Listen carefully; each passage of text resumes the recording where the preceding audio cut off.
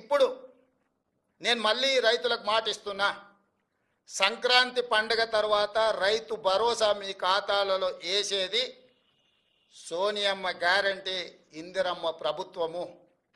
ఏ రైతులు ఎలాంటి మారీచులు సుబాహులు వచ్చి మీకు అబద్ధాలు చెప్పి ఆనాడు పురాణాలలో విశ్వామిత్రుడు యజ్ఞం చేస్తుంటే రాక్షసులు ముఖ్యంగా మారీచుడు సుబాహులు వచ్చి ఆ యజ్ఞాన్ని భగ్నం చేయాలని ప్రయత్నం చేస్తే రామలక్ష్మణులు ఎట్లయితే కాపలా కాసి విశ్వామిత్రుడు చేపట్టిన యజ్ఞాన్ని సంపూర్ణంగా పూర్తి చేసిండ్రో, ఈనాడు కూడా మా ప్రభుత్వము రైతు భరోసా కొనసాగిస్తుంది. సంక్రాంతి పండుగ తరువాత సోనియా గాంధీ గారి గ్యారెంటీగా నేను చెప్తున్నా, మీ రైతు భరోసా మీ ఖాతాలో పడుతుంది. ఎవరిని నమ్మకండి. ఇట్లాంటి మారీచులు మీ దగ్గరికి మారు వేషంలో వస్తూనే ఉంటారు.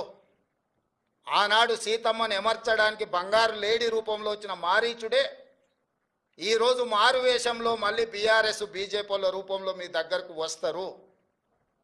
ఈ మారీచులను మీరు విశ్వసించకండి. సంక్రాంతి పండుగ తరువాత మీ రైతు భరోసా మీ ఖాతాలలో పడుతుంది. విధి విధానాలకు సంబంధించి మంత్రివర్గ ఉపసంఘం వేసిన బట్టి విక్రమార్క గారు, పొంగులేటి శ్రీనివాసరెడ్డి గారు, తుమ్మల నాగేశ్వరరావు గారు, ఇతర మంత్రుల చేత మంత్రివర్గ ఉపసంఘాన్ని విధి విధానాలను ఖరారు చేయడానికి వేసినాం. రాబోయే శాసనసభ సమావేశాలలో విధి విధానాల మీద చర్చ పెట్టి ఏ రకంగా కార్యాచరణను తీసుకొని ముందుకు వెళ్దామో నిర్ణయించుకొని డిసెంబర్ నెలలో జరిగే శాసనసభ సమావేశాలలో సభలో చర్చ చేసి విధి విధానాలను ఖరారు చేసి సంక్రాంతి పండుగ తర్వాత మీ రైతు భరోసా మీ ఖాతాలలో వేసే బాధ్యత మా ప్రభుత్వం తీసుకుంటుందని చెప్పి నేను రైతులకు గ్యారంటీ ఇస్తున్నా.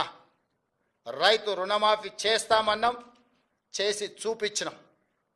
రైతు బంధు చంద్రశేఖరరావు గారు బకాయి పెట్టి పారిపోతే వాటిని కూడా 7,625 కోట్ల రూపాయలు రైతుల ఖాతాలో మేము వేసినాము. ఇప్పుడు కూడా రైతులకు రైతు భరోసా అందించే బాధ్యత మా ప్రభుత్వం తీసుకుంటుంది. దీనికి సంబంధించి శాసనసభలో చర్చలు చేసి మంత్రివర్గ ఉపసంఘం ఇచ్చే నివేదికను శాసనసభలో ప్రవేశపెట్టి విధి విధానాలను ఖరారు చేసి రైతు భరోసా పథకం కొనసాగుతుంది. మారీచులను మారువేషంలో వచ్చే వాళ్ళను, అది బీఆర్ఎస్ వాళ్ళ బీజేపీ వాళ్ళ చూడకండి, నమ్మకండి, వాళ్ళ మాటలు వినకండి.